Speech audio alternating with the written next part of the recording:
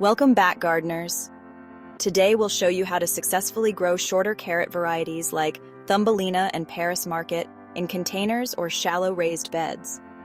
With the right soil mix and proper drainage, you can grow delicious carrots even in small spaces. When growing carrots in containers, select pots that are at least 8 inches deep to allow enough room for the roots to develop. Make sure the container has adequate drainage holes to prevent water from pooling and causing root rot. Shallow raised beds can also work well for these short-rooted carrot varieties. Carrots need a loose, well-draining soil mix to grow properly. Use a high-quality potting mix, and consider adding sand or perlite to improve drainage and texture. Avoid heavy soils, or those that may compact, as this can affect root growth.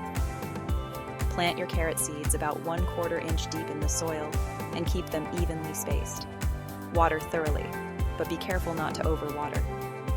Containers and shallow beds can dry out faster, so check moisture levels regularly and keep the soil consistently moist, but not waterlogged. With the right container, soil, and care, you can easily grow shorter carrot varieties in small spaces. Stay tuned for more tips on growing carrots, and don't forget to like, comment, and subscribe for more gardening advice. Happy planting!